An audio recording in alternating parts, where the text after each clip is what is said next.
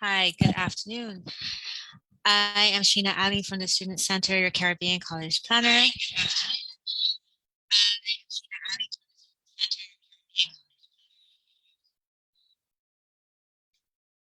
Sorry, that's the Facebook. Thank you for joining us, those in the Zoom. Thank you for joining us this afternoon. This is our lunchtime session, and this session we're going to be talking about writing your personal statement. You know, this is an important part of the college admissions process, and there's a lot of thought and detail that goes into preparing your personal statement. There are different types of personal statements. Some might call it a college essay. So I'm going to explain to you the differences and exactly what makes up your personal statement, how best to construct it. We're going to go through it rather quickly. Those joining us on Zoom, you can put any queries you have at the end of the presentation through the Q&A or the chat option, and I will get to them and I will give you answer them as best as I can. This is really to help guide you to start the process of preparing your essay. It can be tedious. It's always hard to write about yourself, and we do understand that. So before I get started, just know that you're going to be muted for this session. And so definitely use the chat and the Q&A option located on your Zoom panel. And I will definitely get to your questions after the session. If you're peeping in on Facebook, good afternoon to you. I can't promise that I'm going to get to the Facebook questions during the session, but if you feel free to leave your questions or comments or whatever, and we will get to them afterwards. So without further ado, let's get started.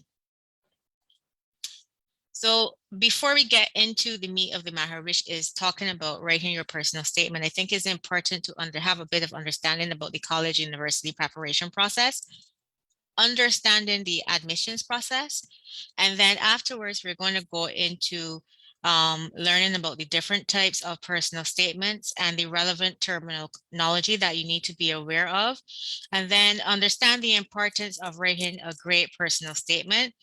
And to write a personal statement, we find that it's really important that you have an idea of your personal mission statement, as well as a personal vision for yourself. When you're able to articulate these things, it's a lot easier to write out that personal statement or that college essay that you have to do. So just an example, this is a graphical depiction of the college prep process. You first start thinking about college and university, thinking about the school that you might want to attend, thinking about what you might want to study. Once you've gathered that and have an idea or sense of that, then you move into applying to your chosen school and program. And this is the particular stage that we're going to focus on today, because the personal statement is part of the stage 2 process. So getting your application ready, getting all your supporting documents needed to be processed, along with your application together and sent to the various admission offices. And part of that process might include you writing an essay about yourself. The third stage is after you've gotten your offer and your decision, you will then decide which one makes sense for you. It might be based on your preference, might be based on finances, affordability, or maybe even a generous offer in terms of helping to finance your studies in like a scholarship or so. And then you move on to enrolling and then going onto your school. So we're going to focus today primarily on stage 2, because that is where the personal statement comes into play. Now, just to break down what the admissions process can consist of, depending on where you're applying, the type of program or the school, you might be required to take an admissions test. So for example, if you're looking at a school in the US, you would definitely look at taking, for an undergraduate program, SATs. And if you're looking at a graduate program, you might consider GREs or GMATs. This might apply to some Canadian institutions as well. If you're looking at the UK and you're looking at medicine, then the admissions test might be the UCAT or the BMAT exam. There's usually application fees. Sometimes there are application fee waivers or discounts. That depends on the system or who you're working with. You might be able to waive fees or so forth. There's also an application form, which is getting all of your information, your personal, your educational history, your interests, what you're applying to, what program you're applying to, and so forth. And then You have to submit your grades, your exam results. You send official transcripts to verify any grades you put that you've received on your application form. Then you have in some cases, you will be required to do a personal statement or essay. And then you have references, they might be required. And then depending on the schools, especially highly selected schools, some might ask you to submit a video. Or it's not listed here, but you might be required to do an interview sometimes. Now, let's get a working definition for the personal statement. What is a personal statement? Or some of you might call it your college admissions essay. It's really a short piece of writing about yourself and your interests that forms part of your university application. It's a request to be given a place to study at a university. And we are working with the Cambridge Dictionary and Thesaurus definition.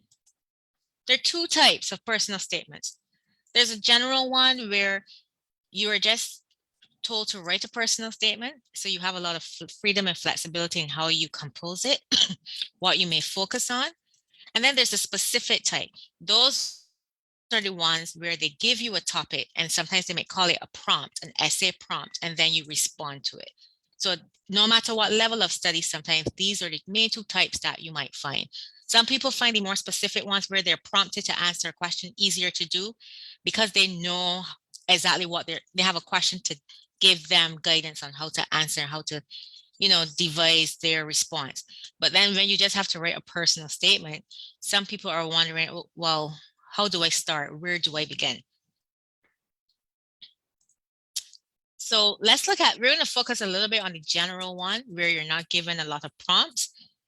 Really and truly, the objective of their personal statement is to display or demonstrate the purpose of you pursuing your chosen field, why you chose this particular program, what's the reason behind choosing your school of choice, and if you're looking at studying abroad, why you want to study, where you want to study, and how can you add, what can you add to the program and department of school that you're looking to attend, and what's the overall impact that you hope to achieve at the end of all of this.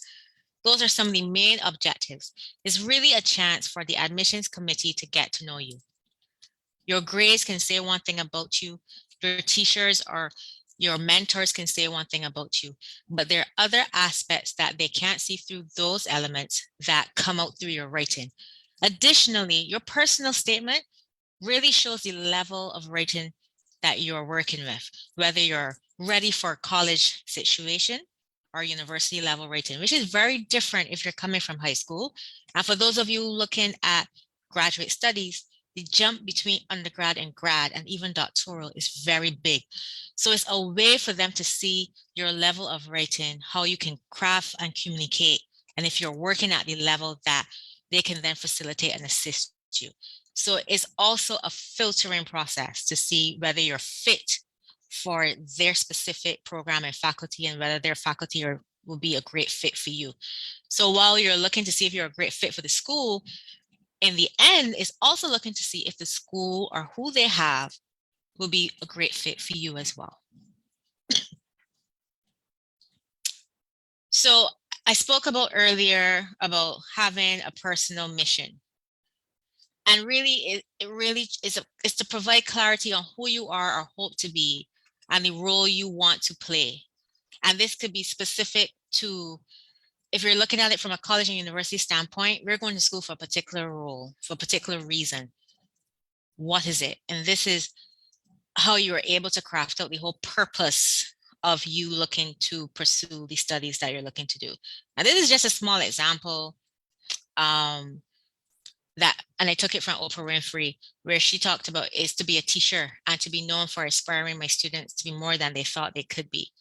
And so it doesn't have to sound like that, but this just gives you an example of your own personal mission statement. It is the big picture, it's the overall picture of who you would like to be. So as it relates to developing your purpose for pursuing studies, you can use this to help craft your first paragraph, your intro. What brought you here? What's your purpose for applying? And then to have vision. So yes, you want to study what you want to study. Yes, you want to go to school where you want to go to school. But what is the end result? What would you like to achieve at the end? What would you like to accomplish. It could be personal, it could be career-wise. A lot of students will kind of tie it into a bit of both. So for example, if they're applying to an engineer program, some students are saying, I want to be an engineer or a civil engineer that crafts environmentally sustainable type infrastructures, and help and working with vulnerable groups. I mean, that's a bit made up, but hypothetical, but it could be something like that. If you can develop this, then you're also helping to shape coming towards the end of your statement. So the beginning is what brought you here, was your mission. In the middle, you're going to talk about what value you bring, what has prepared you for college, what makes you a good fit. Some people might talk about the extracurricular activities, what they've done, how they've managed their time, any kind of volunteer they've done that could tie it back in at the end as it relates to then the overall impact of what the purpose of doing all of this, what would you like to achieve at the end? And yes, graduating is one, but after that, what is the impact you would like to make when you finish your studies, and how will attending this school and program help you to do that? So again, your outcomes. So it's important for you to have expectations from the program, what you hope to achieve after your program, and what are your career goals. So your beginning is what brought you here. Your middle talks about yourself a bit, what you've done to help prepare you for this step. And then your outcomes would be what are your expectations of the program, and afterwards, how will this help you to achieve your career goals? And you might not have all the answers right now, but these are some of the things that should be in your head as you start to craft the paragraphs. It doesn't have to sound perfect in the beginning. It won't. You will reread and tweak and change and edit. Get your thoughts down. I always tell students, get your thoughts down first, and then you can shape it so that it flows well. So a few tips, and when you are developing your personal statement. So carefully read the instructions that the institution or the application system is asking you. So some people might be applying through Common Application or UCAS if they're looking at the UK, and they would have different instructions as to how to craft your college essay or personal statement. Read them carefully before you start your personal statement. Number two, avoid cliches. So for one common cliche I find among Caribbean students is coming from a small island. Everyone is going to say that there are a lot of small islands. And so avoid things like that, or a small village. Everybody's going to have that. There are many people who are going to have that similar story. Avoid cliches. Be specific. Get to the point. Don't beat around the bush. You don't have a lot of room. Sometimes you can write a max of 500 words. And I think there's about a page and a little bit in some cases, depending on the font you use on the computer. So you don't have time to give a lot of fluff. I like to call it fluff. Get straight to the point. I always find that the best personal statements are those that have a storyline. One of the most memorable personal statements I read in a while was one where a young lady would have won a competition, and it took her to England to see a famous musician in concert. And she tied that in where that coming to that place made such an impact on her that it made her review it a bit more. And she realized that this might be potentially a place for her to want to study and have an educational experience in. So it doesn't have to sound like that, but that is just an example. And then she was able to develop her story. It was a very well crafted statement. And then she tied it in with how it helped her to make her choice, because while she was there, she was able to see certain things. She was able to recall that. And she tied it in quite well with how it led to her career choice. So again, it's good to have a storyline. And then include what is not already stated in your supporting documents. So don't repeat what they're already seeing from your transcripts, your application form. You give them something that they don't know, right? And next, proofread. We live in a generation where there's a lot of shortened forms of communication, especially with the text messages, the WhatsApp, or so forth. And that sometimes can spill over into formal writing, which I always have to impress upon students to avoid at all costs. So please proofread your work. A good way to proofread is giving somebody else your work to review, having different eyes. So if you have one or two persons that you trust, maybe a teacher, a parent, a really close friend, someone that works with you that, that also is knowledgeable of how to write well, give it to them. And some good constructive criticism can come from that, because you sometimes when you look at your statement all the time, you're seeing it so often that you miss things. So it's good to have another pair of eyes looking at your statement. And then another one that I realized I had to put in was consistent verb tense.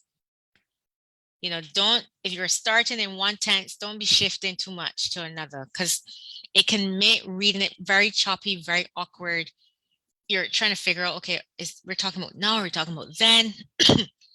Consistent verb tense is important. All of these tips can help you to craft a relatively strong, decent personal statement. Your personal statement is a reflection of you, your thoughts, your goals, your dreams. They get to see a bit of your personality as well coming out. Don't be afraid of that. Let them see it. A well-written statement that has a good storyline that ties in everything that you've done very well and constructively will make an impact. Avoid packing too many things. I did drama, I did this, I did that. Choose some of the ones that are relevant to how you're crafting your story, and that is all you need. Try to get everything on one page. As a good tester, you won't start out with nailing it on one page. So get all your thoughts down, but then refine it to the word count. Do not go over the word count, because sometimes some of the systems that they're using to read, it is up to a certain amount of words and that's it. So try to come in within or even a little under the word count. You don't have to write 500 words max if that's the maximum amount of words.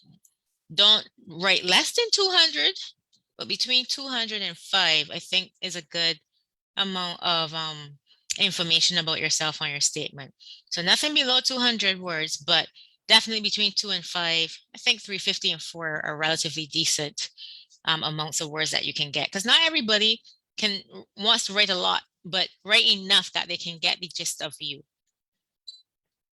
So I hope that these tips and this information today provided to you was helpful. If you have any questions, feel free to put them in the chat or the Q&A.